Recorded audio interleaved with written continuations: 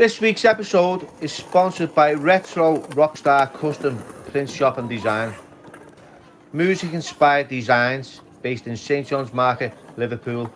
Open 6 days a week and also online. Please give them a follow. Thank you.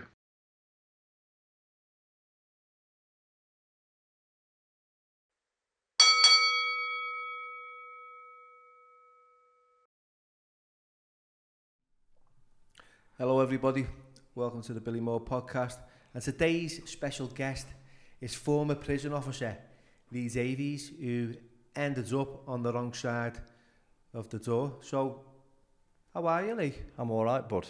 Thanks for having me on. Big fan of your work, as we've just said.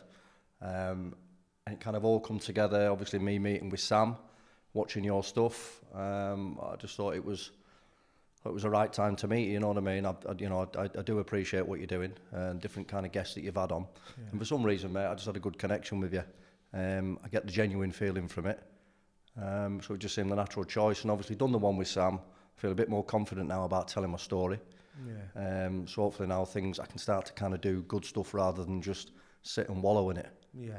Because it's probably going to be a little bit different from Sam's due to, like, you're both former screws, in a sense. Yeah. Well, it's all job talk, isn't it? Yeah, it's job talk, and like, you know, you say you're talking shop, aren't you? Yeah. With us, it's completely different in a sense. Like, we were, you know, on the opposite side. You know, you were a screw and I was an inmate. I've never met you before today. Yeah. I've rung you a few times. You remind me of the typical screw where you press that bell and you don't turn up. It's one of them, isn't it? Yeah, so you ring this is like the third time I've actually got. Yeah, it's third time lucky, mate. So yeah, Lee, you know, you ended up in prison. You know, we'll talk about that in a minute. But just briefly, or just tell us a little bit about yourself, where you're from. Yeah. You know, what it was like growing up. You know, and then we'll go into, you know, the job role and stuff like that. The nitty gritty, the fun stuff, mate. Fun stuff, yeah. Grew up I'm originally from Lancaster. You know, regards growing up, I was a decent sportsman. Through school, wasn't interested in school. All I wanted to be, Bill, was just out playing football, doing the boy things, you know what I mean? It come about that I was fairly decent at football, as is a million kids on the streets, you know what I mean? And that was kind of my calling in life, in the sense of that's what I wanted to do. I was good at it. Everybody told me I was going to be a footballer, and you start to believe it yourself, don't you? It's kind of the childhood dream of many. So growing through kind of school, primary school was a goner, secondary school come along, not interested, ended up getting taken on by Preston North End, to which I've gone through their kind of youth setup. Ultimately, in the end, Bill, looking back on it now, I wasn't good enough. I didn't have the mentality for it. There was a new guy coming from down south, from Torquay United. He basically said, listen, you know, you're not good enough, crack on. I've come out of that situation, kind of growing up, mate, everything had been a yes rather than a no, do you know what I mean? Everything was positive, everything was going on. To come out of that, and I kind of saw my arse after being kicked out of Preston. And that kind of, I don't know, mate, do you listen, if I'd have a decent attitude on me, I'd have gone and knocked on Blackpool's door, or Burnley, or Everton, or whoever it may be, but I didn't. I saw my arse, fucked the game off for a few years, and then kind of got on with life and thought, you know, what am I going to do now? You know, what does a lad do who's thought he was going to be a footballer? And I'm sure there's a million people sat there thinking, well, fucking hell, mate, this is real life, do you know what I mean? Yeah. So it was a case of what do I do? Enrolled in a college course, started, you know, electrics, engineering, that kind of thing, kind of getting on the path that all lads my age would do, reality. And then I think you know, I got a job working for a firm doing kind of like electric roller shutters and whatnot. They sent me out to college for a couple of days a week. So at the kind of age of, say, 17, 18, 19, I was getting on the ladder of, you know, working and whatnot. Yeah. And I've gone right through maybe 6 or 7 years with that firm, mate, of, you know, doing the courses, working in the factory, you know, earning your quids at weekend, going out at weekend, like all lads do with the mates and whatnot, coming down here actually quite a lot, strangely enough. And, you know, as we're going on, I just want to say I've been working down here for quite a while now. I love it. The people down here, mate, are absolutely spot on. Salt of the earth. Absolute salt. And there's two places I'm a Newcastle fan. When I go to Newcastle, I feel at home. And when I'm down here, I just feel just at ease. Everyone, it's weird. I lived in Manchester, mate, right? Walk down the street in Manchester, nobody will look at you. Nobody will give you time of day. Walk down the street in Liverpool, and people are like, "Hey, mate, all right?" Which is kind of like, when we grew up, that's what was happening, wasn't it? Yeah, people would say hello to each other and say, "How are you doing?" So yeah, so that was that, mate. And I kind of grew. I'd been at that company then 6 or 7 years, pal. I'm now talking, I mean, we're fast forwarding quite a lot here. Yeah. We're now talking 6 or 7 years into working for them, and I'm thinking, oh, fuck it, I need a bit more, do you know what I mean? I need a bit more in life. You know, with a football background. I think I'd kind of grow up a little bit and thought, well, you need to make something yourself now. I mean, fair enough, you know, you've got a job and you're doing all right and you're on the ladder and you're doing what everybody thinks you should be doing. And I just thought I need a bit more. And there was a chance of joining the fire brigade on a part-time basis. I don't know if you have it in Liverpool, mate. I don't know if you would round it. It's busy. But you can be a fireman on alert or on call. So I was offered the chance to join a local fire brigade whilst working for this company. So you would work for the company in the day, you'd have a little buzzer in your pocket, that'd go off, you'd fucking fly out of the company gates, straight to the fire station, get your fire kit on, and away you go to a fire. So again, that, you know, that kind of adrenaline buzz, that started to give me that buzz, and I thought, yeah, I quite like this, I'm into a bit of this. So then, maybe another year or two had passed, and I thought, maybe this is what I want to do in life. You know, everything was all right. I was with a girl for quite a long time. And I thought, this is probably going to be the best you're ever going to be, if you know what I mean. Yeah. I mean, you know what I mean? It's a great opportunity. You know, not many people are going to get that opportunity. But I thought there's a lot of ego involved at that point, Bill. Do you know what I mean? I thought I was owed something, or I thought I was fucking better than anyone. I thought that I you know, I was better. I thought I needed better. I needed more. And the chance come to move to a busier station, but it meant leaving the company that I was working at. Now, in my mind, I thought, let's go and do that, because the long-term goal here is going to the fire brigade. That will solve all your problems in here. So I did it. So I moved to this, you know, the busier place, Morecambe. Did the same sort of thing for them for like 2 or 3 years. I wasn't really getting anywhere, Bill, because when you're a part-time fireman, you're like a commodity. Do you know what I mean? You're a fireman on the cheap. So you're going out doing your day's work, wherever it may be. You then get called out. I mean, I was working in the daytime for Citroen. At night time, Bill, I was on call all night. So I'm in the bed with the missus at 10:30. Your alert could go off. You could be out at a fire till 4 in the morning, and then you're at work again at 6. Yeah. But that's what I wanted to do. Do you know what I mean? That was the kind of commitment involved.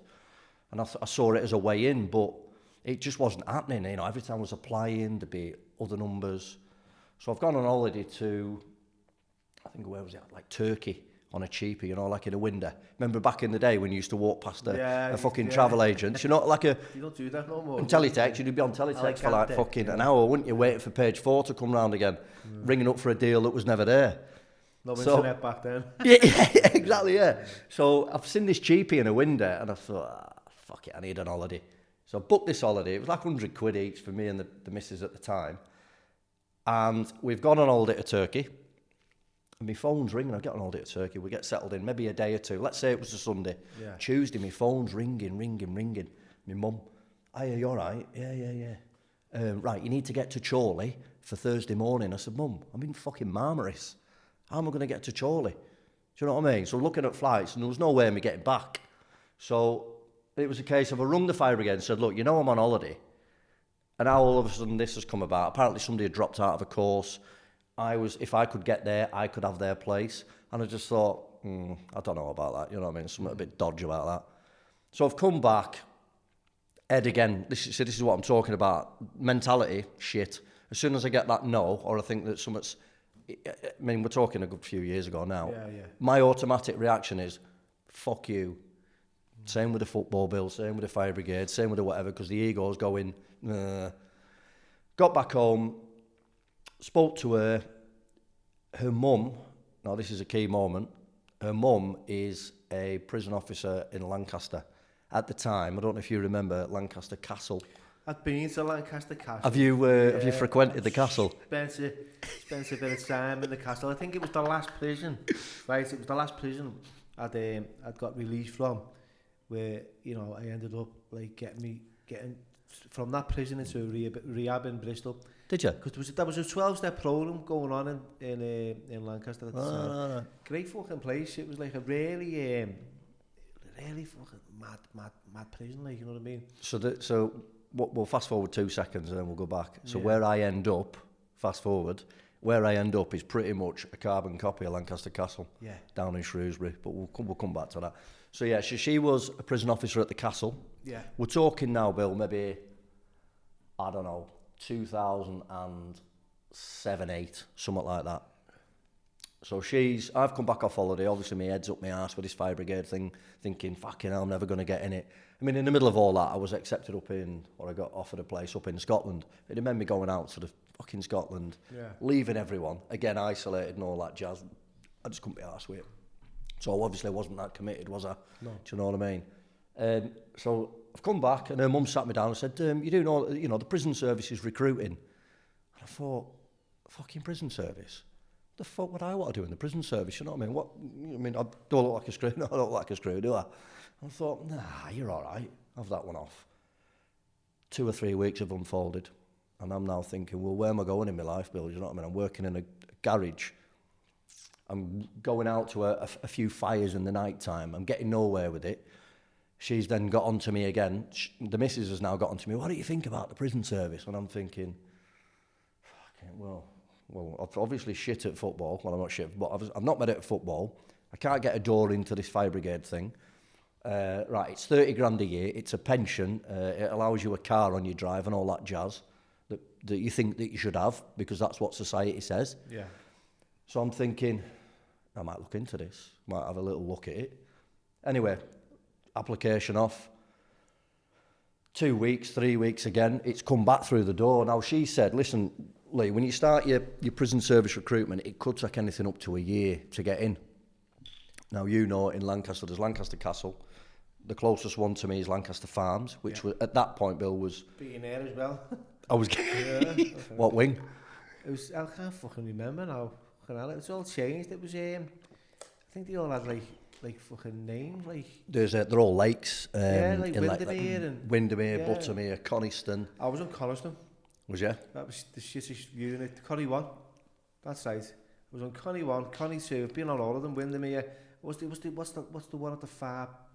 But there's two. Buttermere. Buttermere. Yeah. The best ones were, and it was the one across. Well, we'll get on to that. That's the one next to fence, isn't it? Yeah. So if you were going to bring anything in, it'd have been Buttermere, wouldn't it? So yeah, where was we at? So she said it could take up to a year. So I'm thinking, well, it's fine. I'll chuck an application, and in the meantime, if something amazing happens, I'll fuck off and do that. Yeah. So 2 or 3 weeks have passed, mate, and it's come through the door. You know, you have been, accepted for da. Please go for tests. You go and do like standard tests like maths and English and all that jazz. So I've gone there, done the test, thought no more of it. Again, fast forward a few weeks. Right, okay, we want you to go for like JSAC. You have to go and do like a role play. Yeah. Do you know what I mean? Listen. Like aggressive, like how do you deal with aggressive inmates and behaviour? So you'll go into it's like a room like this, and it's all set up and there's a microphone in the middle of the room, drop down, and you've got some fucking idiot trying to play an angry shopkeeper, and you've got to try and calm him down and this, that and the other. Listen, mate, it's about as real as, what the fucking... You've been in prison, you know the drill. How real is that? The fact that you're going to have to say, listen, I'd just like you to calm down a minute and sit down and we'll have a little chat about it. When you've got 2 or 3 lads going off the fucking banger because it's going off on the wing and they can't get this and the canteen's not come and this, that and the other. Yeah. You're not going to fucking sit them down and have a little fucking tar-to-tar with them, are you? No. It just is not reality, mate. So the training-wise, we'll talk about prison officers training and that. It's just, for me, it serves a purpose. It gets to see how you act in a flustered situation, but in real terms, nothing like it, is it? So we've done this, done the JSACs, again, come through, bang, bang, bang. You have been accepted for this, that and the other. You go and do a medical, you got obviously, your CRB checks and that, and at the time, I'd never had any need, I was clean as a whistle. Yeah. So all that flew through. And then they said, right, we'd like to offer you a job at, I think you had to put, at the time, mate, you had to put 3 jails that you were prepared to work at within your distance or whatever. So obviously Lancaster Farms was top. So it come back straight away. Lancaster Farms want to offer you a job. I'm thinking, fucking hell, what do I do now? I've been offered a job. I'm at home with her. I'm doing the fire brigade thing. Everything's not worked out, and somebody's now saying, we'll give you a job, we'll give you a little pension. And I'm thinking, fucking hell, do I really want to go into this? Do I really want to be a prison officer? Yeah. You know what I mean? It's not my calling in life. I didn't fucking come out of my mum and say, right, I want to be a prison officer. I wanted to be a footballer, a fireman, and a fucking porn star or whatever. Do you know what I mean? So I was like, oh, shit, what do I do here? And I didn't know what to do. I honestly didn't. And I thought, fuck it, you're just going to have to go for it.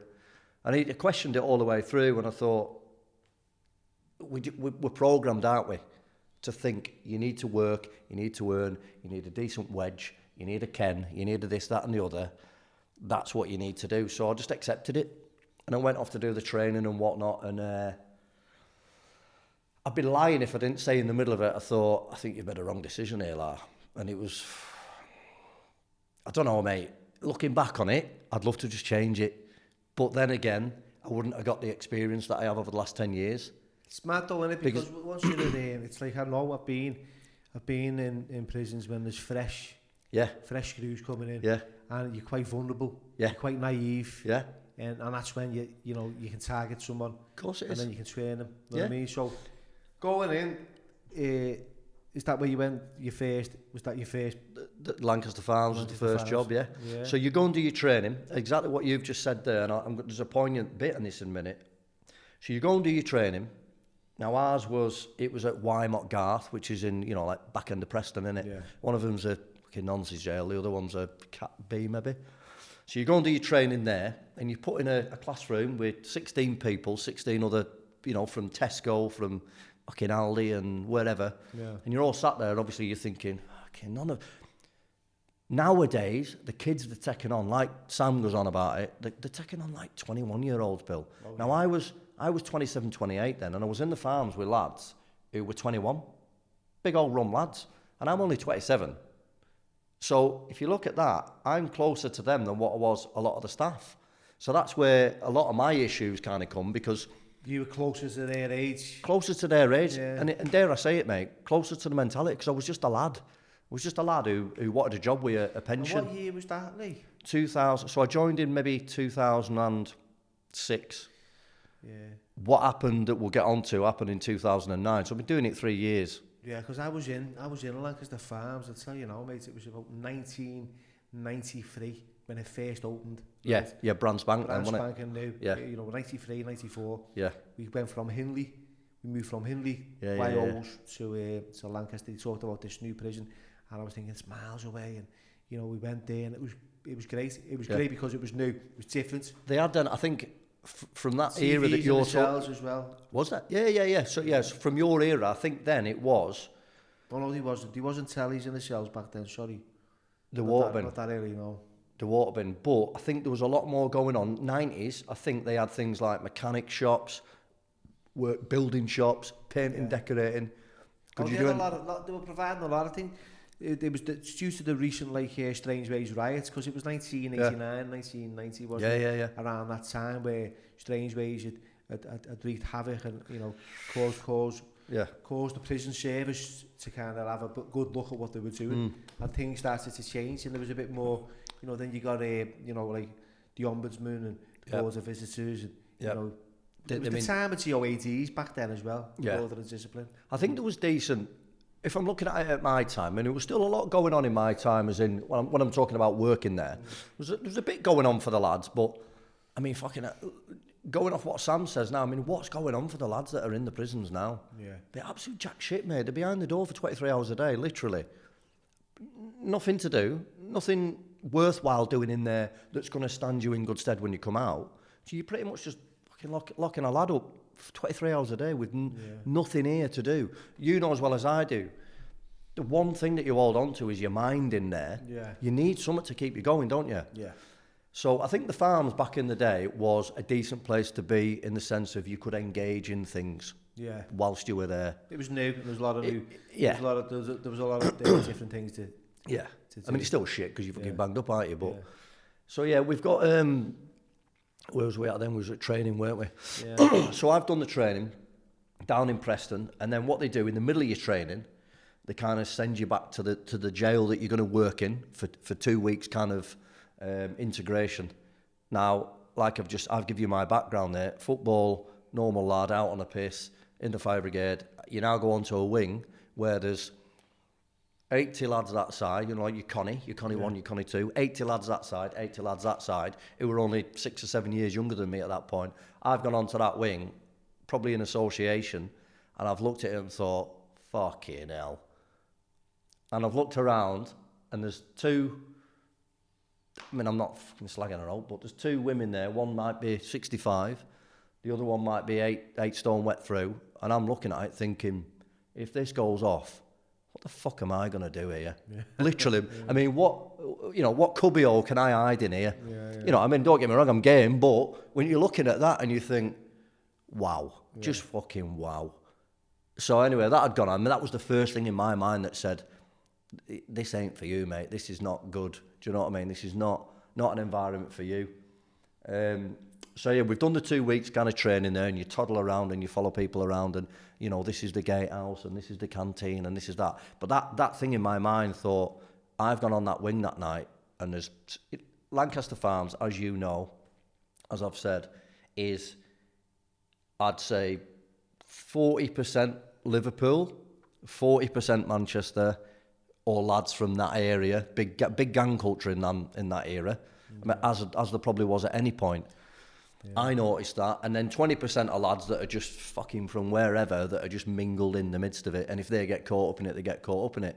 Because let's face it, mate, there's a lot going on in there. It's based, all prison is a walled fucking city, isn't it? It's just an accelerated version of what goes on out here. Yeah. So instead of having to run across Liverpool to do a deal or whatever, you're in the cell next door. Yeah. Do you know what I mean? It's a breeding ground, isn't it, for whatever. So I was thinking, fucking hell, I was a bit overwhelmed by it. Overwhelmed and a bit worried, if I'm honest. Not that I tell anyone, and obviously that's eating away. If we'll get on to that, that was eating away at me, and I'm thinking, this is fucking not for me, this. Yeah. But you've already stuck your toe in the water, haven't you? And you've already agreed to it. At that point, Bill, I should have said, you know what? Do you think your ego was involved as well? Massive, absolutely. Because everybody, you tell everybody, I'm going to prison service, and you look at it and you see some rum lads and you think, this is not for me. Yeah. But I can't tell anyone because they think I'm, at that point, Bill, I was super confident, like I've just said to you, ego-driven, full of shit, full of fucking sperm, and thought I was the man.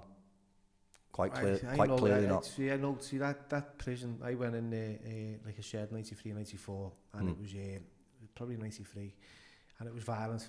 Right, and I was the first time I'd ever I got slashed in there.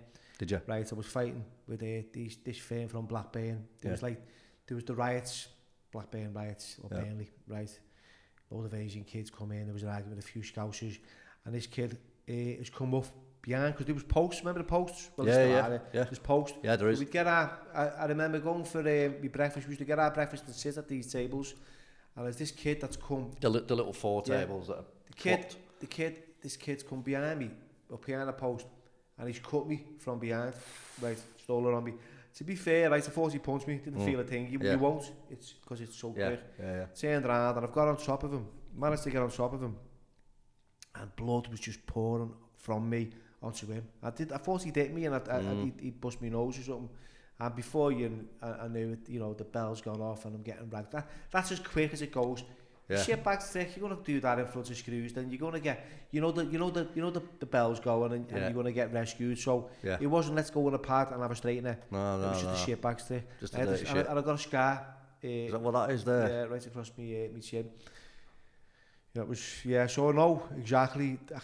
I remember that this is going back years now. Like what are we talking? Like what 20 something years now? We're talking 20 odd years. Yeah, 27 years now. I'm still like remembering those incidents, you know what I mean? So when we talk, little incidents like that, you'll know from my side, when I used to go, let's say for instance, you've just witnessed that and you've just taken part in that, I'd go home at night.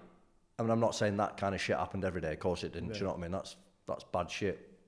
But when you try and explain to someone, so I'd gone in there as let's say a worker, and I'm rolling round the fucking floor this was before I've had a brew or anything, Bill, I've gone into work and I'm rolling around the floor, sorting shit like that out, grabbing off fucking people, this, that and the other, fighting with lads, and I'm thinking, well, you know, you don't want to be fighting, you're jumping in on something, and all the time, it's not me versus the lads, it's fucking lads versus the lads, and you've got to get in the middle of it, and you think, fucking hell, I like him, or I like him, and what the fuck's this is? You've got to jump in the middle of it, and you think, I don't want to do this, it's not for fucking me, but you've got to do it. You've got, and this was all over, right? Yeah.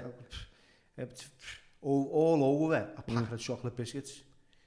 Or a Euro bar of chocolate. Right, seriously, it's just, you know, Serious stuff. People are like serious over a packet of chocolate biscuits. People want to cut you up. Yeah. This is fucking crazy stuff. It is, so because like you can imagine, but you can imagine like how far it does go, where it's really serious. Yeah. That was just fucking I mean, you're talking about chocolate biscuits there. I'm going to get on to what I was doing. If you start chucking what I was doing into the mix, we're talking fucking people's lives at risk here. Yeah. I mean, I know it's, you know, it took me a few years to kind of grasp this, because I'm thinking, well, hang on a minute.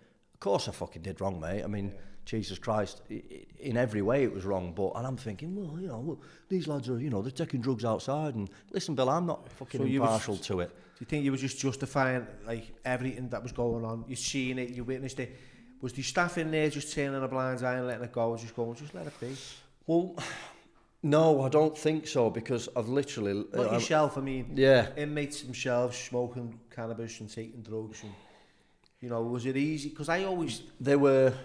Staff used to say, like, it keeps the fucking peace, really. It does, and I was going to speak to you about that, as in the sense of, you know, where... But I'd like to say yes, but realistically, we know, as you know, you've been through addiction, I've been through addiction. Yeah.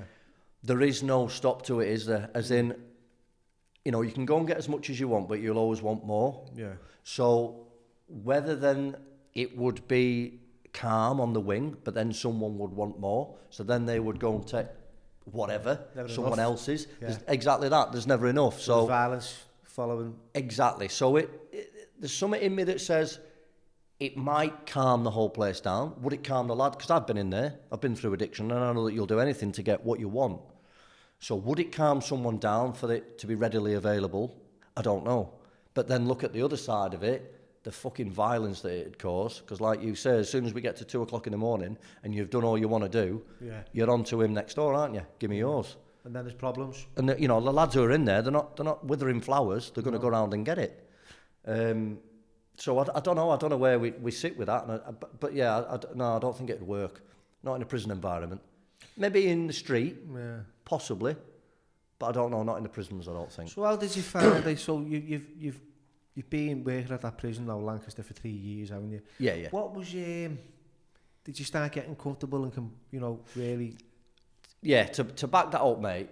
I mean, obviously, I've just said to you then I'm 27, 28. The lads are 21. Pally with the lads as well. Pally with the lads. Listen, I was always, when you're a new member of staff, you always get the cleaning officer's job. Yeah. So you know, you'll know what that is, where you'll have an officer on the wing. Job boss. Yeah, exactly. And he'll look after, say, 6 lads. So on a wing, just for the people who don't know, I mean... all lumps.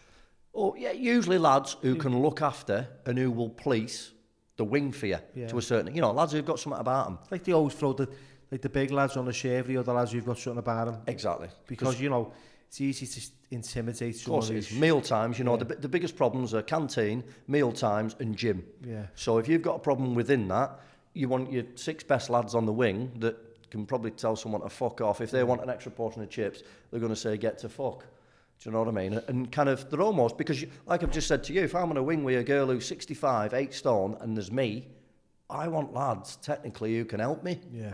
So I've got in with... I was always the cleaning officer, because as a new member of staff, that's what you get. Same in any job, Bill. You know, you're the apprentice, you'll make the fucking brews today, you'll go and carry all the heavy shit up to the top. Yeah. When you're in the prison service, you'll be the cleaning officer, you'll look after the lads, you'll look after the wing. We'll sit in the office and sit on our fat arse. That's fine, whatever. So I've been a cleaning officer, and a good set of lads on Buttermere, the wing that we talked about, where the fence is. So I've been on there maybe...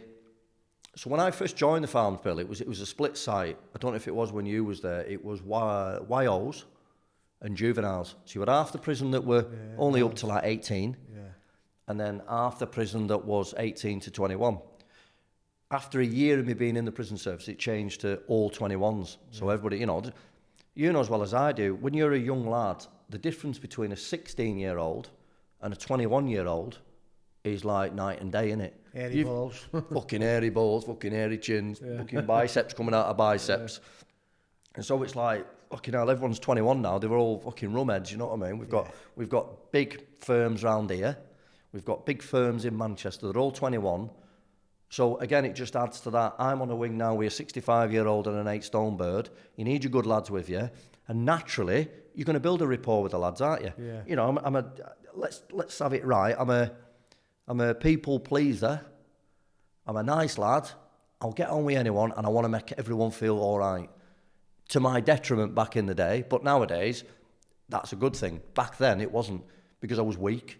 Do you know what I mean? Especially in the situation that you're putting yourself in. Yeah, I was insecure, I was weak, I wasn't happy with my own life because I hadn't achieved what I wanted to achieve. So therefore, I was doing it to pacify people. Yeah. So therefore, you're not on your game, are you? Yeah, they're on your anti-scousers especially. No fucking comment. But yeah, you're right. So people pick up on that, don't they? Yeah. You know, people are perceptive. They're not daft people. When you're young and you're a young lad, you're all over it, aren't you? Yeah. Because all you want to do is gain. We're in prison. Do you know what I mean? Yeah. How can we get another fucking gym session? How can we get another shower? How can we get another fucking quid on the phone or whatever? How can we get out the pad? How can we get out the pad? Yeah. It fucking is. Do you know what I mean? And I do it now, but back then, I wasn't able to cope with it. Yeah. Back then, I was fucking treading water, mate. Do you know what I mean? I was doing a job that I didn't want to do. The lads were fucking on it. I was an all right lad. I engaged with them, and then we kind of started creating this rapport with the lads. You know what I mean? Yeah. And I found myself, whether it's a good thing, whether it's a bad thing, I look back on it now and I think, do you know what, Lee? You're all right, because yeah, you've been through what you've been through. I was pissing staff off at the time because I'd just be all right with people. I'd unlock the fucking door and say, go and do your whatever, go and have a shower, don't take the piss, don't do this, don't do that. But I wasn't of that mentality. So you were one of those screws, right, that you were the go-to screw?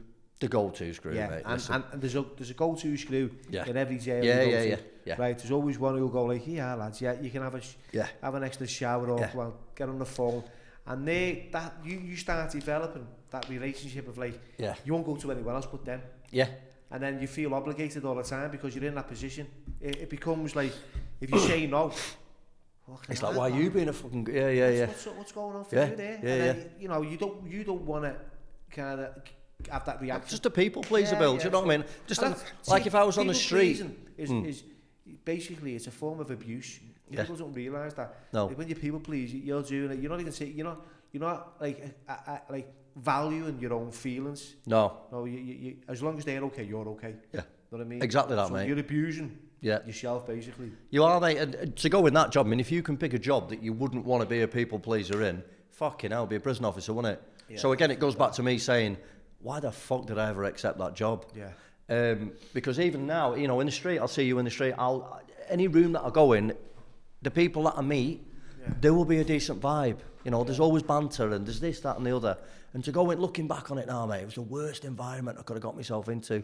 For me, and also for the lads as well, because like you say, people pleaser, Mr. You know, fucking Davo, can I have this, Davo, can I have that? I'm like, yeah, just fucking make sure you're behind your door, this, that and the other. But the staff I was working with were obviously thinking, who's this fucking kid here? Why do lads only want to speak to Lee? Yeah. You know, why do... You know, and I'll use an example here, and I remember this because there's a lad from round here. I remember him, shit was going down with him at home, and he tried to do himself a couple of times. And it kind of come apparent to me, this is where I thought, fucking hell, there's a big responsibility here, because I'd become quite friendly with this lad, and he was going to, basically had a couple of fucking blades in a cell. And he said, right, I'm fucking had enough. I'm going to do myself. You're not doing this, that and the other. The only person I'll speak to is Lee. Now, looking back on it now, yes, he wanted to speak to me because I was decent with him. Decent lad, decent cleaner. I had a good rapport with him. So he was thinking, right, I'll speak to Lee. But when he said to the other staff, I'll only speak to Lee, fucking alarm bells. Why will he only speak to him? Now, when we talk about what we're going to get to in a minute about what I was doing, in the end, not then, in the end, that would have started alarm bells ringing. Now, I've gone to the cell with him. obviously they didn't want to go in because he had this, that and the other. I've gone and spoke to, listen, obviously no names or whatnot, but listen, what's going on? This, that. Everyone else was locked up then. And I've said to I think it was an SO at the time, let me in there. Like, no, I'm not going to let you in there because he's showing a fucking blade and whatnot. Yeah. I said, no, just fucking trust me. Everything's cool. So I went and sat with him for maybe half an hour, something like that. And it was literally nothing more than that, mate. The fact that I'd created this friendship with him, shall we say, on the inside, that he just wanted fucking someone to speak to. His head had gone. Everything had gone. This had come about. I mean, call it attention seeking, call it whatever you want. You never know someone's intentions, do you? As I'll tell you about in a bit. But it was just a case of, at that point, I thought to myself, maybe I'm just a little bit too familiar. Why are they asking for me? Yeah. Do you know what I mean? And then the other staff, I noticed a change in the other staff towards me, as in, who's this kid think he is? You know what I mean? Why is he all of a sudden the wanted one? Why are they not asking for me personal officer, all that jazz? And I was doing it just out of being decent, Bill. Do you know what I mean? I wasn't trying to gain anything. I wasn't up to anything at that point. I wasn't involved in anything. I was just a lad who could relate to a lad. And that was it. That was all it was. Anyway, then we get to where we're going, don't we? Let's get to the nitty-gritty. Hang on. How much more is vodka? Fucking strong. Yeah. So, member of the same cleaning party. Yeah. And part of that was the fact that he'd moved on to the twos, that he'd been relieved of his cleaning party duties. I think dare I say it, like Sam's told you, staff, there are amazing staff, as in really interested in people. There are staff that will, as you know, put phantom warnings in people's files. They will create problems. They just have not the right mentality.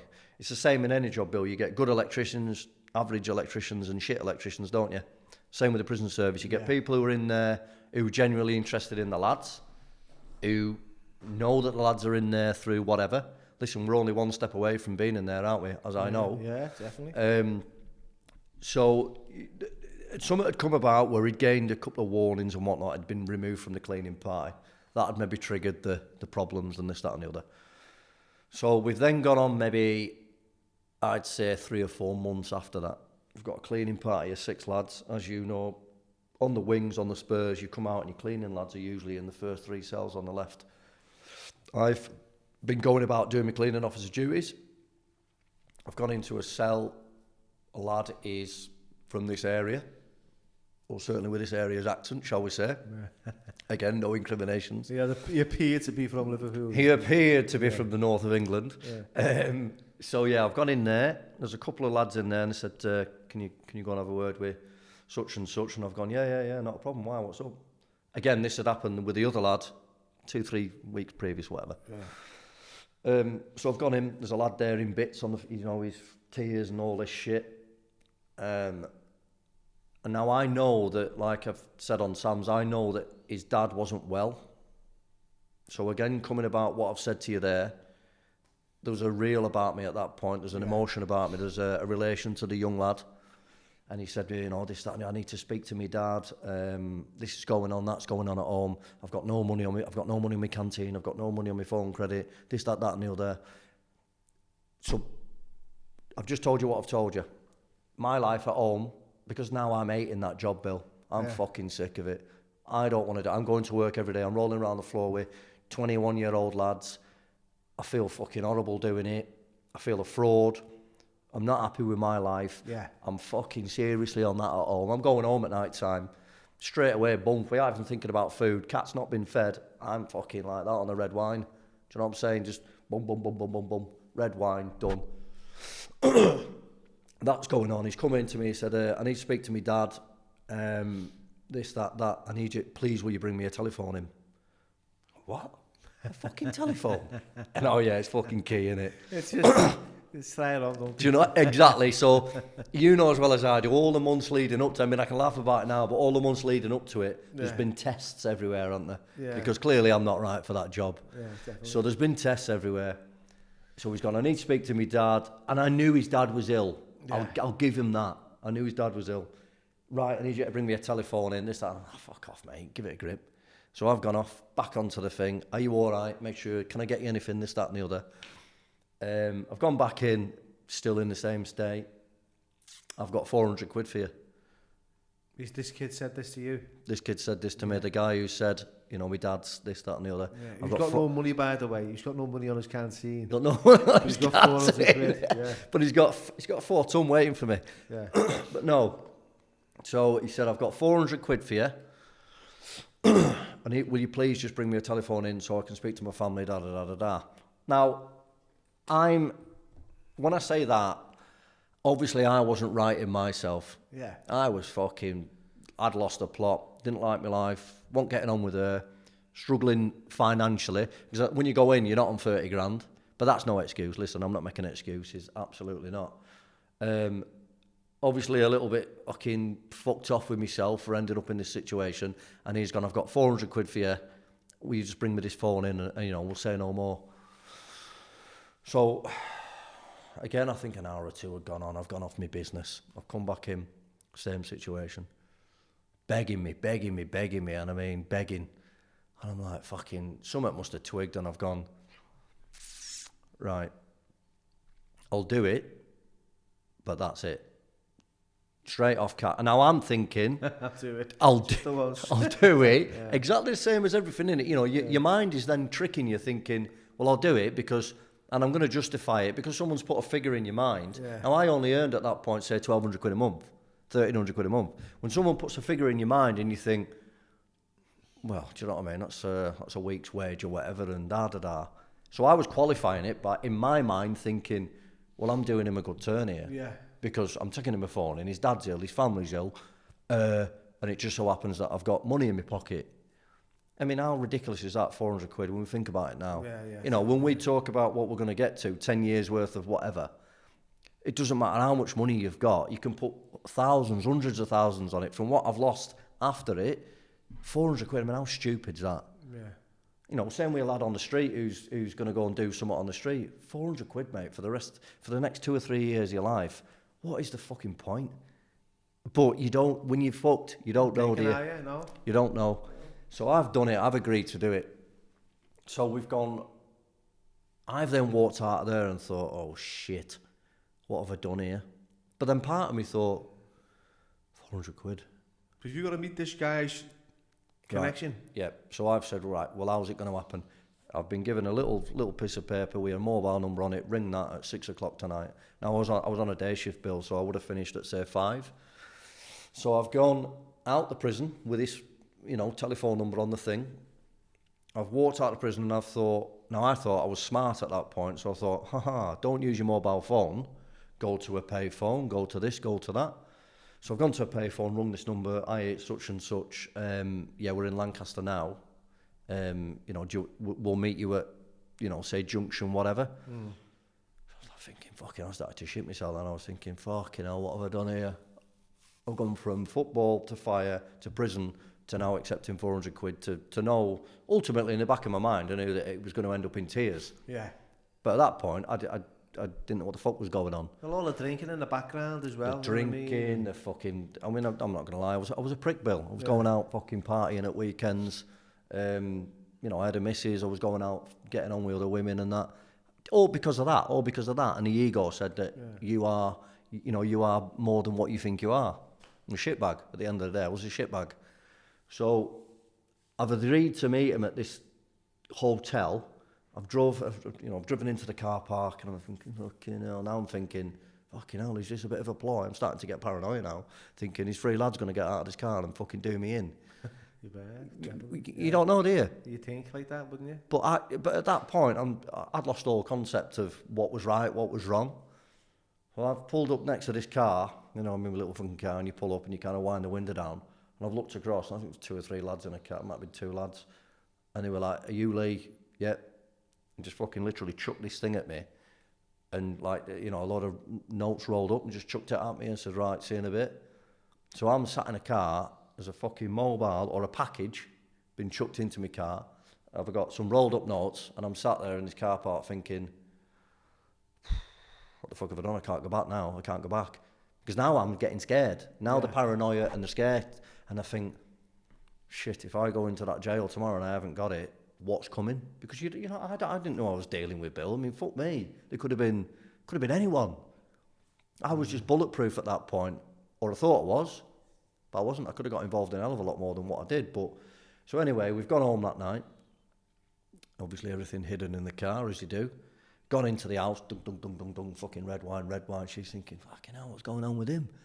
Knowing full well that I'm on an early shift the next morning at 6:30 and something needs to be delivered. I mean, we've gone from what to that within 24 hours, haven't we? We have, yeah. So I've gone in the jail and I've obviously sat up all night thinking about it. She's fucking snoring away. I'm sat there thinking, shit in hellfire, what am I doing here? Got up in the morning. I mean, they were only then Nokia, whatevers. They were there big, weren't they? Yeah. I mean, I can't tell you what was in that package. I think I know what was in that package. It was a phone, but that was a tester, wasn't it? It was the first run. Yeah. So there's a phone in there. So I've rammed it in the old kex. The money's still in the car, in the tyre wheel, whatever. So I've gone into the prison, and when you come up to Lancaster Farms, you won't know this being on the other side of it. When you come up, there's a gate, boom. Then there's a big poster in front of you that says, if you take a tobacco, a mobile phone, contraband, anything, if you go past this point, it's technically an offence. So you go into the next gate, you get issued your keys and your radio, you then go on to where you would come into reception in the farms, and you then go on to your wings. So I'm fucking walking down this wing with this mobile phone kind of clenched between me bollocks. I'm thinking, fucking hell, you know, you fucking paranoia, fucking sweating, So all this shit. you've got through the jail now, you're into the jail. You've gone through the security. So there's party that thinks... Wow. Relief. But then there's another party that thinks, fucking hell, you've got to open 2 gates yet, and you know, you like that fucking opening the gate. I'm thinking, what have you done? And we're now getting to say 7:30, unlock for breakfast and whatnot. Lads are coming out on the landing. Obviously, the lad who I'm doing it for has given me the eye and said, is it sorted? Give it that. Everyone's gone off to work. He's a cleaner. Everyone's fucked off to work. They've fucked off to, you know, see probation, do whatever they're doing in the day. Then you're left with the lads who are on the wing who are medical or whatever. You know, if you're talking a wing of 60, you've maybe got 10 lads left on wing, aren't you? Yeah. So I think I remember looking at him like that as if to say, you know, get in the cell. Gone off to you have to do your cell checks, as you know, screws come round, windows, bars and all that shite to make sure you've not been given it Shawshank. And I've gone into the cell and I've literally built, it's clear as day, I've just gone like that, got it out of my finger, went, there you go, don't ask me again. Knowing full well that I was going to do it again. Yeah. Do you know what I mean? Yeah. But it was a qualification of, there you go, I said I was going to do it. And that's it. That's it. Keep your mouth shut. Exactly. I said, that's it, say nothing. Then I'm fucking bouncing about in the jail thinking, thank God that's over. But there's an adrenaline buzz there then, isn't there? There's the stupidity, there's adrenaline, there's cash. Gone off to play football at dinner time, come back on, maybe cleaning officer again. I can't be sure, mate, it's a long time ago. And there's been nothing then for maybe 2 or 3 days, something like that, and I've thought, all right, lesson learned, da-da-da. Put it to bed. Put it to bed, lesson learned. Still not happy with my life, still drinking like a twat, still being a twat. Gone to get me 400 quid out of the car, thinking, very materialistic back in them days, thinking, oh, fucking hell, I can get myself a T-shirt or a golf membership or whatever it might be, some bollocks that means absolutely nothing. And that was that. You know, no one knew what I was doing, Bill, do you know what I mean? When I got pulled in the end, there was a big fucking thing that I was some ringleader in London doing it. And mate, I've been to fucking London 2 or 3 times to watch Oasis. Yeah. Fucked. That was it. I've never been to fucking London to do anything. So they were making out that was this, that and the other. So 2 or 3 days have passed. I've gone back into the jail. I've had 2 days off maybe. Gone back into the jail, spent me ill-gotten gains as such and thought, give you a bit of a twerk up, done it? And I've gone back in and the same's happened again. He was like, well, can you do me that again? I think it was more money this time. It was like 500 quid. So obviously, again, you know, looking at as we do now, there wasn't just a phone in there, was there? So now if it's gone to 500 quid for the same phone, I need you to do me the same again next week, 500 quid. I was like, well, hang on a minute. So you think you're bringing a phone in each time? Early on I did, This mate. is what he's telling you. This is what he's telling me. Like, how many phones do you need? Exactly. So he's telling me this. Subconsciously, I'm now thinking, fuck, you know, we're in a bit of shit here. But by then, I'll tell you now, Bill, I didn't give a shit. You got to that stage. I got to that stage where I hated my life. I'd hated myself for doing what I was doing. And I don't just mean that one form, because, listen, you can't pin someone on that one thing. But it was a trail of destruction of a couple of years of, let's face it, not achieving what I wanted to or what I thought I should have done. And I was settling for second best every time, and I got taken by the cash. It is what it is, mate. Like I said, I was qualifying it by thinking, well, you know, my life's shit, this, that, and the other. So cash was kind of fulfilling that empty void. And like any lad on the street, if you chuck some cash at someone, we all at some point fall foul of it, don't we? Everybody's got a price as such, and at that point, my price was very low. So I said, a couple of days have passed, right, we need you to do that again. It's now not, I need you to do it, it's we need you to do that again, but it's, you know, it's 500 quid. Same number, he'll meet you tomorrow night. So it's gone from kind of, can you do this to me? I mean, obviously, my head was up my arse at that point. I'd have fucking said yes to fucking marshmallows or whatever. So I've thought, fucking 500 quid. We've now earned what I earned technically in a month in 2 days. Well, you know, sorry, two individual days. Yeah. Which again is no excuse, mate. Listen, it's fucking wrong in every level. It's wrong for the lads that are in there. You know, I want to say that now because it's wrong for the lads that are in there because I'm fulfilling their... Listen, I'm causing grief in there, do you know what I mean? Because they're then onto people on the outside. I mean, it might be the mum and dad. It might be who they're ringing up saying, I need 400 quid. I've been there myself, mate, which we'll get to, where I've had to put pressure on people to give me money to pay for fucking habits or whatever. So it's not right in any way whatsoever. But at that, we're talking about my mindset at that point. It's like, shit, well, I've just earned my month's wage in 2 days. Yeah. So... when I say I've agreed to do it, I've been powerless to do it. I've just said, right, okay, I'm then on the mindset then of that stupidity. Yeah. Right, okay, Tuesday night, what time? 8 o'clock, same place, yeah. Same again, this, that, and the other. You know, I've now got a grand in my boot. I mean, you know people who've had serious till and this, that, and the other, but a grand for me at that point was, I don't know, it was kind of... well, it's a month's wage. So if you continue that 12 times this year, fucking hell, you'll be a superstar. Bullshit, innit? Yeah. It's just gas, it's stupid. You know what I mean? Divide that by 10 years that I've spent trying to get back to where I am. It's just absolute stupidity, mate. But I was fucked, like I said. So I've agreed to do it. I've gone and met again. Come in, I think at this point I was on an afternoon shift. So I'm kind of now thinking, okay, I'm a bit schizo. There's more people in the prison, as you know, in the afternoons than there is the morning. So I'm thinking, I'm a bit paranoia now, thinking, shit me, I'm going through the gate, there's reception there, there's vans coming in, there's sometimes cops, this, that, and the other. I've gone onto the wing, same drill again, someone else is cleaning officer. So now I'm just on there as a normal prison officer, as such. So I'm walking around now with fucking something in my wedger that I need to get rid of, and everybody's out. So I've got to fashion this where I need to go into somewhere to get rid of it. So this has taken maybe an hour or so, and I'm walking around with this fucking wedger in my tool, you know what I mean? And it's the same again, the same process again. I've gone in the cell, there you go, right, okay, fine, that's it. Don't ask me again. Don't ask me again, Yeah. you know, don't ask me again. You're in the grip now, aren't you? You're in the grip, mate. Yeah. Listen, I was powerless to anything that anyone would have said. Yeah. Do you think you were taken advantage of? Because of your people-pleasing behaviour, yeah, and your approachable attitude. Yeah, definitely, pal. And like I said, I would never hold that against the lads who were doing it, because I've been in the realms of being in prison, maybe wanting an head change. I mean, I didn't do it when I was in there, but I've been in the realms of needing to change your head. Now, you will go to any lengths, as you know, you'll go to any lengths to get that fucking head change, won't you? Yeah. Now, if that means getting a screw to bring you something in, if it means fucking getting your mate to do this, that and the other, you'll do anything to change where you are. Yeah. So them lads were just wanting to change where they were.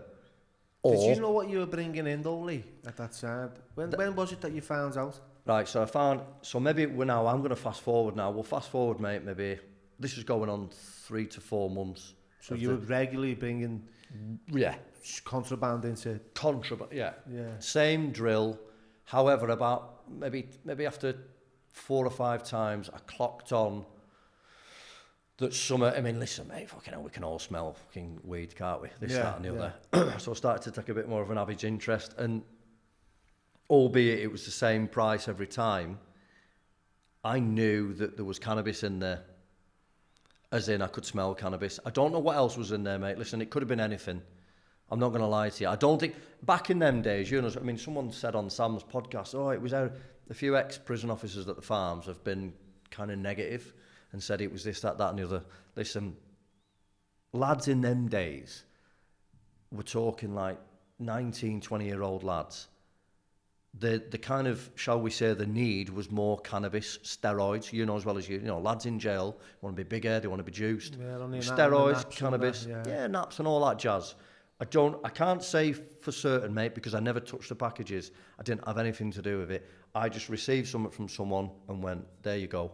They were always of a mobile phone size or cannabis.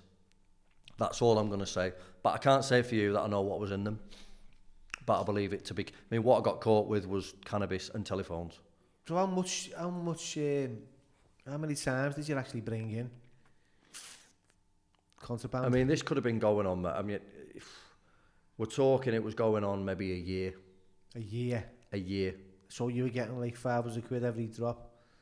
So that's a lot of money, isn't it? I mean... It's a lot of money for a normal guy on the street. Yeah, well, who's you're only earning £1,200, right? It's there's temptation there for someone who's he's in the grip of alcohol. Yeah. His life's all over the gaff. Yep. Feeling quite vulnerable. You're overly kind of helpful with the inmates. Yeah. They're going to take advantage of that because they see some weakness within you. Of course. And that's it. You're in the grip now because what's happening is you're in control. They're in control of you. Of course. And that's all it was. And then what was you've happening? Got all that fear of, are they going to blow me up? Yeah. I'm going to get nicked. That must have fucking tormented you.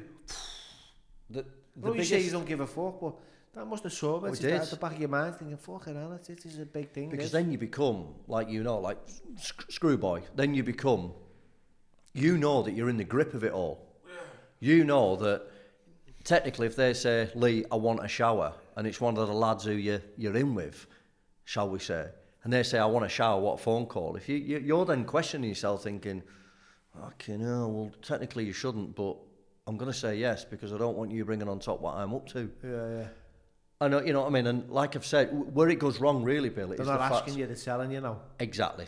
And like I've said to you, I wasn't the strongest person anyway. I was always kind of a nice screw, shall we say. I try and help people, and it's obviously cost me because I've been stupid. Yeah. But the problem being then is that on that wing, like I said, there were lads with a Liverpool accent. Scousers. Yeah. There was a rival firm in the sense of Liverpool-Manchester, like I've talked about. Manchester then got involved, who, dare I say it, I don't know at the time, mate, were probably a little bit heavier, as in the sense of I'd heard a lot more was going on down there. I've then been approached by someone from that side of the water, shall we say, and then said, you know what I mean, we know exactly what you're up to. It's fucking rife. We know what you're doing. Right, Tuesday, you're going to go and pick that up. So then now you've got Liverpool, you've got Manchester. The parcels from both. It was like fucking Royal Mail. Do you know what I mean? And I'd then lost the ability, like even with that side, to say no. Then when they say that, we know what you're up to, and you're going to do this, that, and that for us. I was like, fucking hell. At that point, mate, it got beyond cash. I was like, shit, what am I involved in here? I mean, like I've said to you before, I'm a nobody. What am I involved in here? Yeah. I'm into some heavy stuff. So that had gone on. That had gone on maybe, say, 7 or 8 months into it. Then come the 3 or 4 months of getting involved with the Manchester side of things. I'll give you a little thing here. started to really struggle at that point. I started to lose. I was fucking down in bottles of night nurse. I'd have a bottle of red wine when I got in from work, 5 o'clock. You know, you get your fucking Granada Tonight news on, be a bottle of red wine done by about 7 o'clock. She'd be out wherever with your mates. Come 9 o'clock, I'm on an early on at 6 o'clock in the morning. I'm now doing bottles of night nurse at like 9:30, 10 o'clock. Because I've got all this going on in my head thinking, shit, what's going to happen tomorrow? I've got them, I've got this. I'm in a world of shit. Night nurse, boom. Waking up at 2 in the morning after a bottle of night nurse thinking, fucking hell, how do I get back to sleep for 3 hours? Yeah. You know, you've been through it with your head. Yeah. You know what I mean? Yeah. It's anything, innit? Just it could have been out, mate. The escape is anything, anything, just to, like I've said about the lads in there, anything to change that. You ever think I'm not going in someday? That's it, I've had enough. Got to just walk away. Should have done. And listen to this. So, we're now doing bottles of night nurse at night. We're doing bottles of red wine. I've thought, fuck me, mate, you're going to have an heart attack here. You're going to need a week or 2 off. So I've taken a week off. So a week at the time, I was sat in the garden. Would have been about, maybe say April time. No, maybe March, April. Yeah. Lovely little week. Sat in the garden. Gone to the shop, probably for a couple of beers. Got a paper. I won't mention the paper because it's mud around here. Got the paper. I've gone home, sat on the deck chair, beer open. I've been scanning through this paper. Centre fucking page spread, mate. Mobile phones in UK jails. Now I've looked at it, and I've looked at the picture of the lad. You know, lads in the cells have been taking pictures of themselves, giving it fucking this, that, and the other. And I've looked at it, and I've looked at the page like that. Nobody was around me, and I've gone. You know what I mean? Someone you've brought something in for. The picture of the lad who was doing it for, or one of the group in Manchester. Yeah. Fucking centre page, fucking spread. But what it said on the report was Lancaster Castle. So again, not the farm. So I'm thinking, I don't know why, but I thought, Lancaster Castle, there's a problem with mobile phones in the UK jails. You know, lads are fucking conducting criminal activity, this, that and the other. There's a picture of him, there's a picture of Lancaster, and there's a fucking big spread on it. And I'm thinking, oh shit. You know what I mean? Oh shit. Where are we going with this? Yeah. So, at that point, mate, I thought, fuck, you need to get out of this. You need to get out of this now. And I've still got, say, 2 or 3... No, we're heavy into it now. I've still got 2 or 3 packages lined up in my house. Ready to go when... Do you know what I mean? You're going back, yeah. So I've gone back into work on... I'll be honest, I mean, we're talking 10 years ago now, mate, 15 years ago. I'm trying to fucking think of days. Let's say I've gone back to work for a week or 2. Yeah.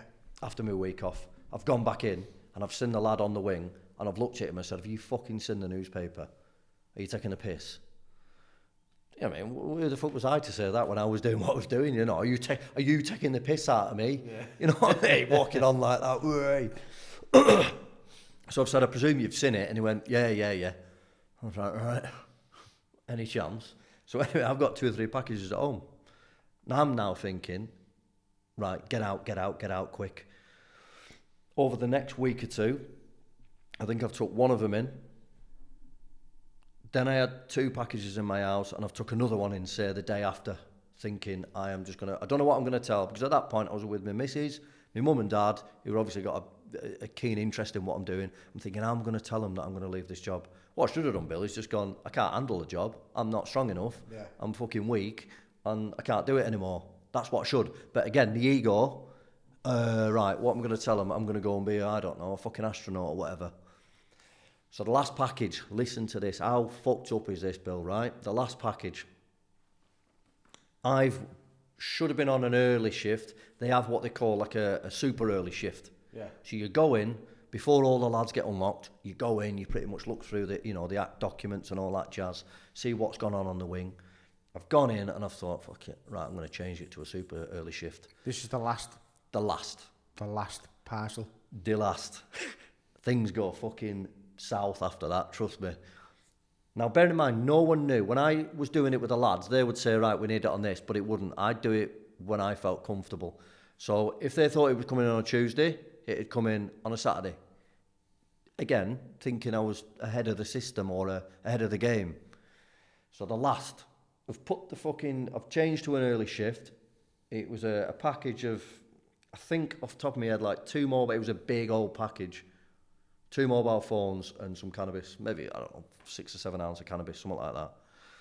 I mean, I'm not the biggest lad anyway, am I? So to fucking take that in, Yeah. do you know what I mean? You're talking a big old hole there, aren't you? Yeah. Unless you're desperate down with big swingers. So I've shoved it down my pants in the morning. I've driven into work, parked my car there. I mean, there was about 3 cars in the car park, and I'm thinking, you know, you're scoping straight away, aren't you? You think, fucking hell, I'm all right, yeah, there's nobody here. And boom, off into the jail. The fucking doors come, radio check and all that jazz. And all I'm thinking then is get this day out of the way, get this week out of the way. I mean, I don't know when I was going to do it, Bill, but I'd made a decision that I can't go on anymore because I'm like that. Yeah. Every day I'm like that. I don't know who's coming around what corner. So I've gone on, doors opened. Can I have a word, please? And it was the manager on the wing. Can I have a word, please? I said, yeah, what's up? I had my little bag there with my sandwiches in and that, and fucking ham and cheese and all that jazz. And he's gone, can you just step in here a minute? I said, yeah, what's up? And he went, he said, I don't want to do this, but have you got anything on you that you shouldn't have? And obviously, fucking, that's bulging out like some fucking porn star from the 70s. And I said, no, I haven't. Thinking, right, the game's up now. Thinking in my mind, shit. You know, the panic comes on. Right, okay, what I need to do with you is take you upstairs. I thought, oh, fuck. Take you upstairs, there's a search team there, there's dogs, there's this, that and the other. And I just thought, that's it, done, job done. All along I knew I was going to end up in prison, Bill. Yeah. Do you know what I mean? I'd replayed this 20 times in my mind about, you know, where I'd go, or I didn't have the power or the intelligence to stop it. So I've gone in. Now, I've told you there, even I didn't know I was going to take it in that morning. Yeah. So how the fuck did they know I was taking it in that morning? So they've either been in my house and planted something there, or they were there every day and they just thought they were going for it that day. Yeah, they're going to wait for you. I've never known, mate. I've never known since. So I've gone up these stairs and I've gone up, mate, and there's fucking 2 6-foot-odd screws there. There's a dog there. There's a woman with a dog. I think somebody might have been there with a camera. I can't remember, mate. So I've walked up and I thought, shit, and the dog's come over to me. And I've thought, do you know what? They're going to get it anyway. So I've just said, look, I'll save you the dues. I've gone on like that. I've said, there you go. That's all I've got. Right, can you come in this room? So they've took me into a room, 2 more people there. There's a governor sat down. And then, you know, the whole fucking atmosphere changed, as in, who the fuck are you doing it for? What's his name? This, that and the other. We know who you're involved with. We know you're this, we know you're that. And all the point, I'm telling you now, mate, I'll swear to you, and I don't know if you've ever had this feeling, when your world's at your endest point there, it was like a fucking screen of calm has come over me. I've just thought, relief. I don't have to do this anymore. I know I'm going to prison. I know I've fucked my life. But at that point, I didn't care, mate. I just wanted that to stop. So I sat there and they were firing all this shit at me, good cop, bad cop, and I was like, listen, with all respect, I'm not going to say anything to you until I can speak to a solicitor. I mean, I don't know, where the fuck have I got that from? I've never been in a court, Bill. I've never been in that situation before. Well, you've been around as well. Yeah, of course, yeah. So you probably heard stuff like that. And then, you know, you just kind of... Been watching too much Bill, haven't I? Yeah, but subconsciously it'll land in your mind. But it did, because I knew the game was up, and I thought, just fucking... So I sat there, and they were still firing for half an hour, and they said, right, we're going to get to... the police are coming to get you. By this point, Bill, the whole jail was starting to open up. Yeah. You've got screws coming in, you've got prison vans coming in, people going out to court, all this jazz. So I'm sat in this room, 2 coppers turned up, 2 young coppers who I knew from going out boozing in town, and they've looked at me like that and said, is everything all right? And I've obviously, I mean, what do you say to that? I've said, yeah, fine.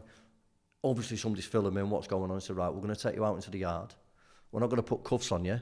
We're going to let you get into the car, and then we're going to take you outside to go down to the police station. I thought, fucking hell, right, sound. So I've gone outside, gone into this car, and I'm going through the gate as you do at the farms, and people are now starting to look at me. Fucking hell, because I've still got them full screwed up, aren't I? So I'm in the back of the car. People are thinking, well, fucking hell, what's he been up to? Gone down to the police station. There was a copper there who's obviously he's got wind of what's going on. He's tried dragging me out of the fucking van. I've had a bit of a tussle with him on the floor, saying, you know, what's your fucking game? Gone into the cop shop. 2 or 3 staff there that I'd recognised. Again, listen, Lancaster's a small place, mate. You know everyone's face. And they're like, is everything going on? Take the cuffs off me, this, that and the other. And I've gone into the cell in the police station. Fucking bang, bang, bang, bang, bosh on the walls. People have obviously had the hatches open. They've seen me walk in what's looking like a copper, you know, with the epaulets on and all that jazz. I'm now in a cell and I'm thinking, wow, this is it. It's fucking game over, mate. This is it. They've left me in there for 6 or 7 hours till after dinner. They said, right, you can make a telephone call. Fuck, who am I going to ring? I ring my mum. Hiya, mum. Are you all right? What's going on? Are you all right? And I'm like, thinking, how the fuck how does she know? I'll tell you about that in a minute, fucking stupid boy. I'm thinking, yeah, and I'm trying to obviously hold back them, you know, the big ego man, the big this, that and the other. Yeah. I'm all gone, me. Everything's arse is hanging out and everything. So, whilst I was doing that, I had a girlfriend who worked up there. Her mum was a screw up there. I was also going on with a girl who worked on my wing. She's rung, as soon as that's happened to me in the jail, she's run to the governor and said, I'm not involved in his drug dealing, this, that and the other. She's then got in touch with my girlfriend. So talk about a day of days. Yeah. She's got in touch with my girlfriend. I've fucking lost my career, my fucking respect. She's rung me missus and told her, I've been sleeping with your boyfriend for the last year, this, that and the other. But that's ended. That's fucking gone kibosh. I've rung my mum. She knows that I'm in the police station. They've released me that day. I had an interview that night about 8 or 9 o'clock. Good cop, bad cop again. Again, we know who you are. We know that you go around London. We know this. I'm thinking, you know what? Where's this London shit coming from? Yeah. Just trying to chuck anything in there for me to go, oh yeah, you know this, I've that and the other. And I said, look, no comment interview all the way through. Come out to the police station. My dad's picked me up. Obviously, I can't go back to our house as such because she's now aware of. He's told me what's going on. Took me back to my mum's. Tried to explain to my mum's what was going on, and she said, you know, my mum, bless her, my mum and dad. Bail? Bailed. I see. I thought I'd be going to clink straight away. I thought I'd be magged and then clinked. But I guess really what threat I am what threat to the public. But I thought they might have clinked me because if they said who they said I was, surely they wouldn't want me then going out having links to this, that, and the other. So anyway, we've gone home. I've explained to my mum. My mum said, if you just tell them the truth and tell them how it's happened, then they'll understand. And I was like, Mum, that's not how it works. Yeah. You know, that's fucking unfortunately not how the police work. So what happened? So it's gone on then, mate. She's come round. I know what you've been up to. This, that. Her mum's come round shouting whatever. I've lost my house, my missus, everything that anybody could have lost on that one day, I've lost. Yeah. And it's purely one man in the room that's done it, and it's me. And it's been a trail of destruction through 5 or 6, 7 years of me not accepting who I am, that I ended up in that situation. Innit? I got sold by that because I was weak. That's it. That's exactly what it is, mate. So we've now reached that point. That isn't the lowest point, I wouldn't have thought, by the way. But we've reached that point now that there's no one else to blame now. It's just fucking you. So anyway, this has gone on. And as you know, through the court system, you get your magistrate's court date. Too serious for that. You're going straight to Crown. Yeah. So this has gone on, mate, for a year. I was on bail a year while they collected all the evidence. Still on pay by the prison service for a year. Because technically I was caught red-handed, but they can't sack you until a court says you're guilty of it. Yeah.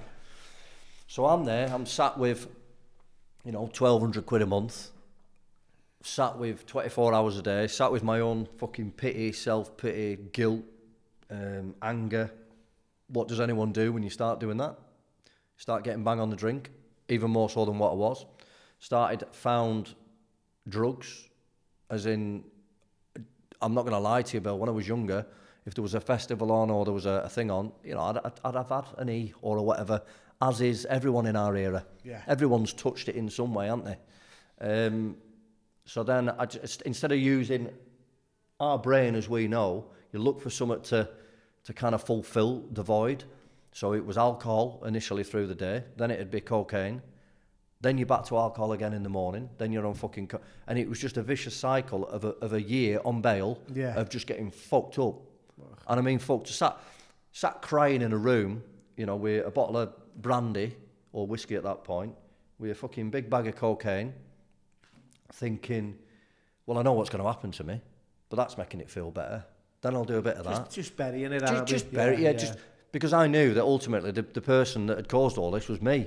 And I didn't have the balls to stand up to it and start acting like a fucking proper man. Going forward, right? Yeah. Standing in a court. What happened? So the judge, it was due to be heard at Lancaster Crown Court in the Castle. Now, a judge had followed me for about 9 months on it. Now, I got heard off my solicitor that he was probably going to give me a 3. So I thought, 3? I was expecting no less than a 2.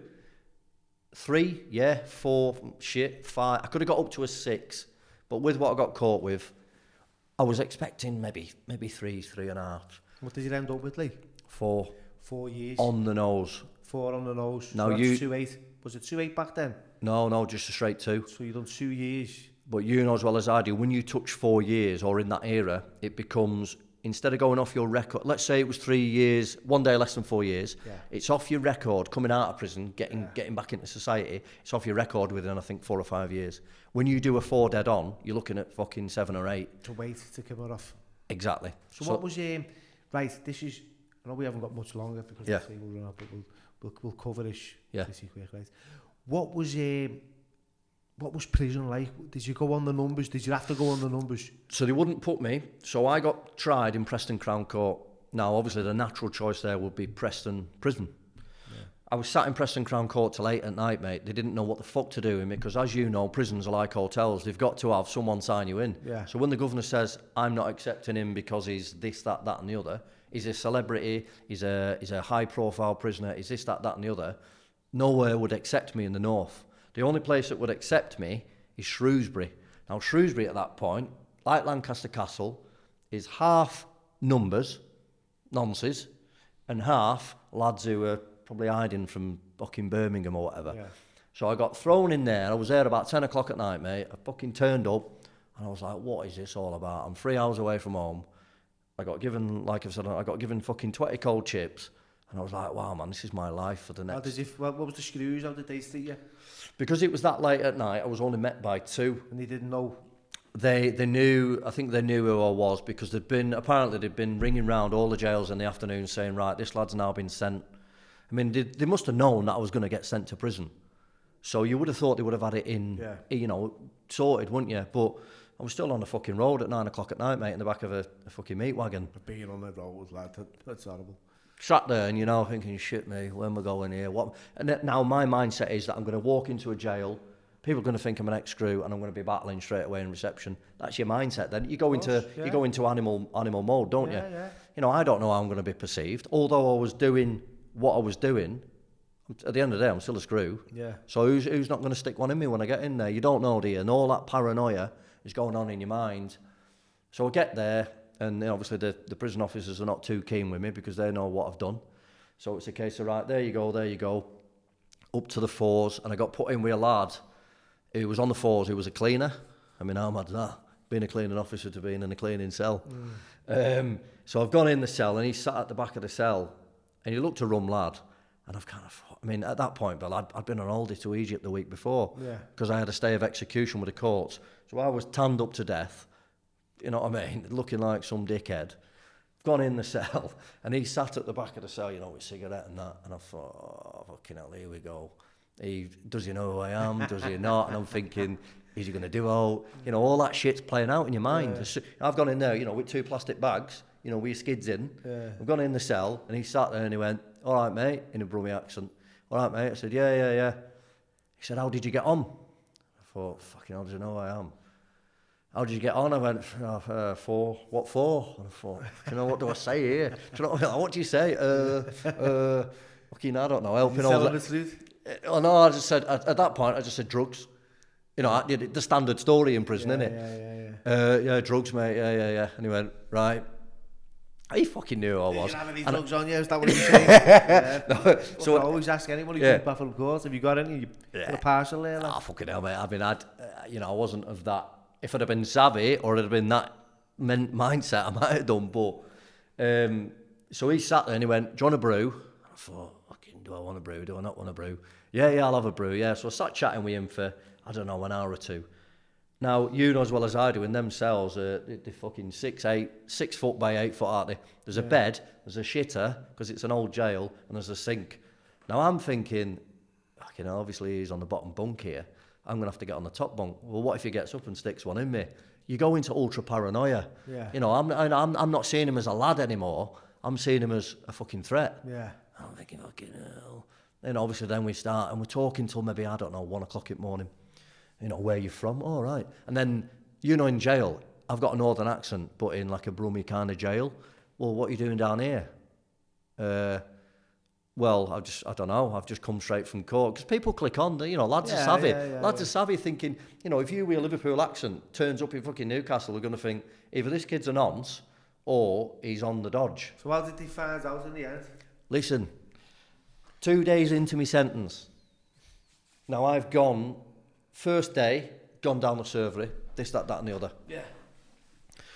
Second day, gone through it. Third day, mate, and the doors opened. And the officer on the landing went, "Can I have a word with you?" I said, yeah, not a problem. "Can you come with me, please? The governor wants a word with you." And I thought, what's fucking going on here? Gone into the governor's office. I'm fast forwarding a lot here, obviously, it was time. Yeah. Gone into the governor's office, he sat me down, screws fucked off out, and I thought, something's a bit untoward here. And he said, "Are you all right?" I said, "Yeah." He said, "Is everything going all right?" And I thought, yeah, why? "We've got a bit of a security problem." I said, "Right, go on then." Our officers this morning, unfortunately, have issued this. You know the Inside Times? Yeah. He's fucking put the Inside Times across. Dickhead is on the front of the Inside Times. And I've looked at it and I've thought, ooh. And he went, "Unfortunately, we've given it to everyone this morning." So I've been in jail 3 days now, and every motherfucking cell on that jail now has my picture on the Inside Times. Yeah, I know what it's like. Lee, I've been on. I was in Inley when the Inside Times, because it comes out quarterly, it's only every 12 weeks, and I was in the Inside Times, right, due to me arrest, and you know, it's you know, there's no need for me to be in it. I didn't ask to be put in it. You know what I mean? So he said, we've put this in every cell in the jail. What do you think about it? You know, fucking governor's asking me. What do you think about what it? I think about it. And I'm like, well, I said, and I thought, I can use this to my advantage here. I said, well, I'm not happy about it. Do you know what I mean? Now everybody not, you know, I could get dotted when I go on that wing right now. Well, you know, what can we do about it? He says. I said, "I tell you what, send me to a jail up north. Send me back to Preston or wherever." Well, that's not going to happen. I kind of thought, well, why are you asking me then? If you're not going to do it, what do you want me to say? I'll go to fucking Torquay. Yeah. So I was like, I said, "Do you know what, mate? I said, this conversation's come to an end. I'd lost the plot at that point, but I'd fucking had enough of it. I said, just fucking send me back on the wing. I said, what'll be, won't it? Do you know what I mean? On your head be it, kind of mentality. Yeah. So I've gone back to the fucking cell, and obviously the lad who he looked at me and he went, "Drugs then." Was he all right with you? Yeah, he was sound. He was, you know, he was a decent lad. And if he's still out there now, I don't know if you are, Paul, but do you know what, mate? You helped me massively. As regards an ex-screw coming into prison, mate, you made me feel comfortable. You know, he said, if you need help, let me know. And you know what, if you're out there, mate, thanks very much for that. So yeah, it kind of kicked on like that for a few months, 2 or 3 months. Everybody on the wing obviously knew who I was. I've then learned that there's 2 or 3 ex-coppers in there. Yeah, I've come across a few. And also an ex-prison officer, so I'm thinking, fucking hell, fire, what's going on here?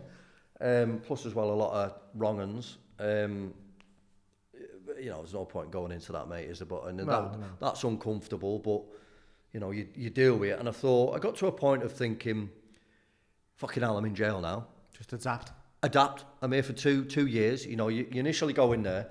A lot of people I've seen, they get emotionally upset in there. Dare I say it? I never got emotional at one point, Bill. A year on bail, I was crying every day like a bitch.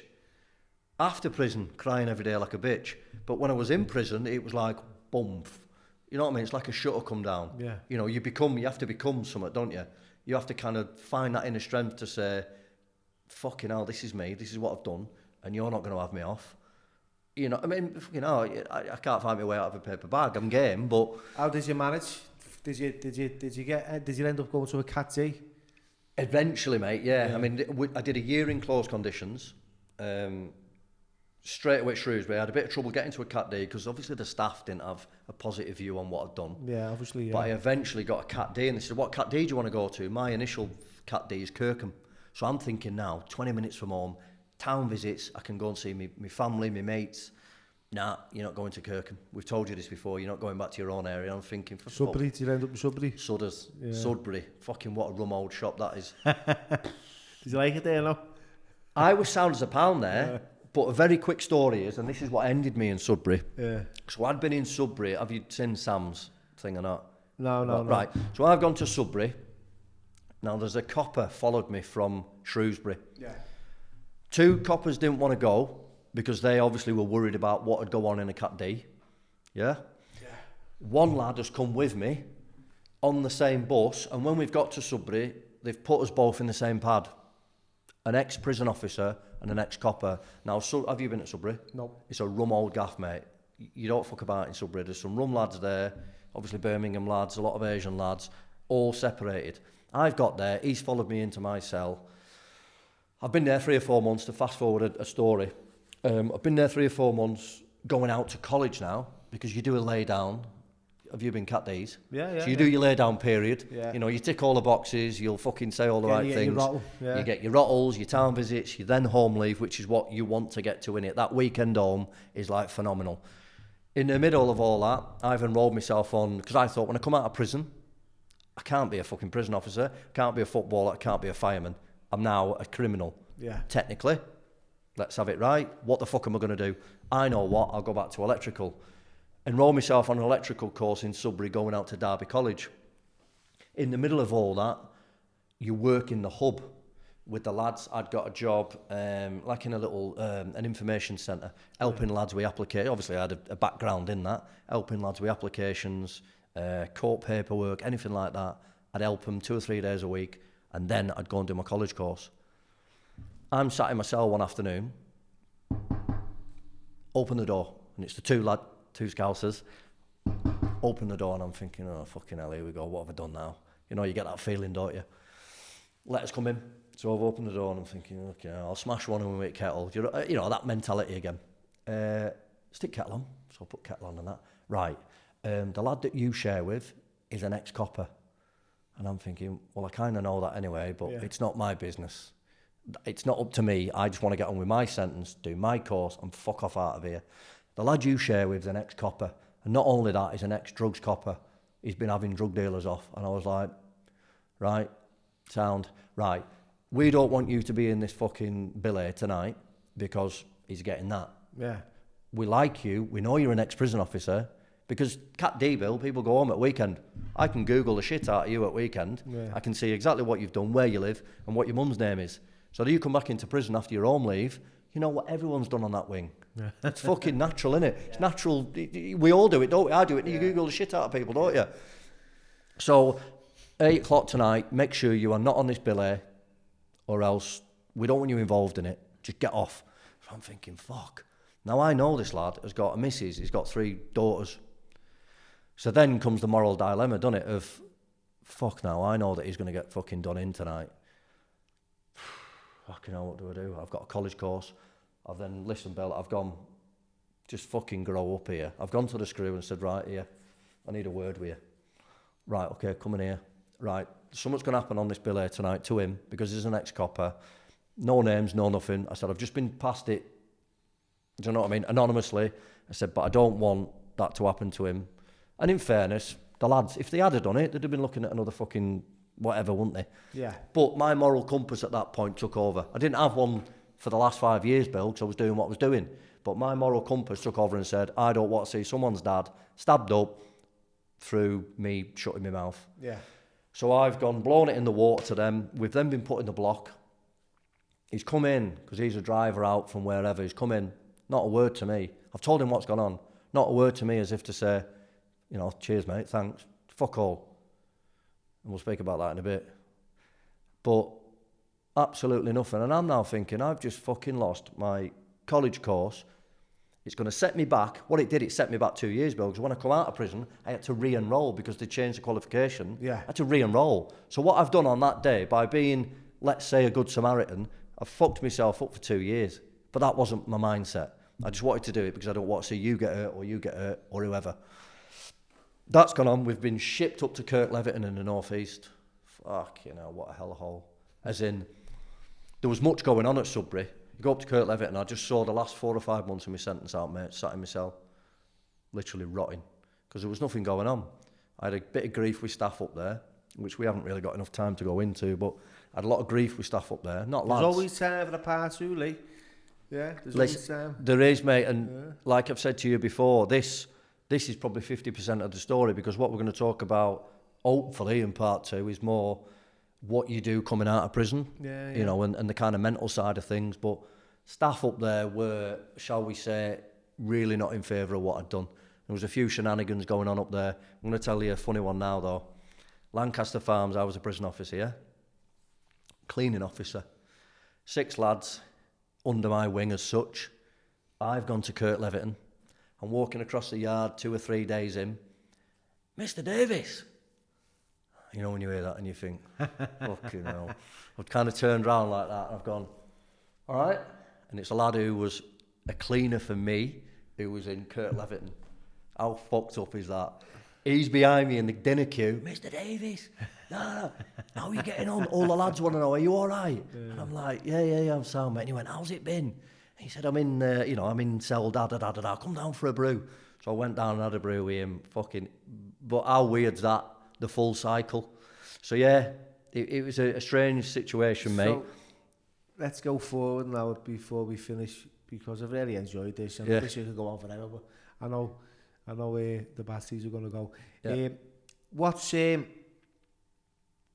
life like now today? Today is good. Good. Today is really good, mate. And it's taken a hell of a long time to get there. I'm not going to lie, there's been some horrible times, again, which I've created or I've continued.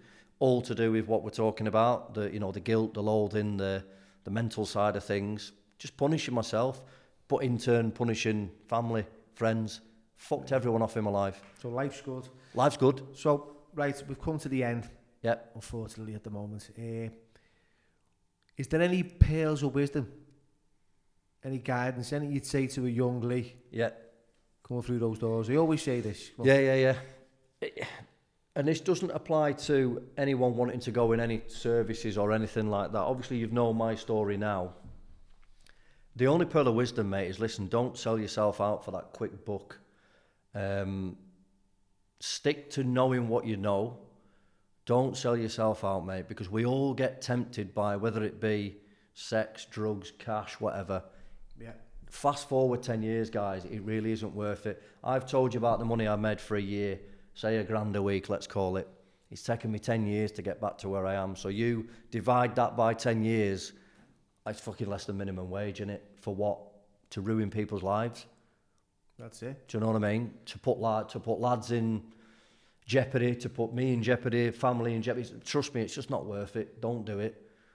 And with that, that's all I can say, mate. Thank you. Cheers. Cheers. Sorry.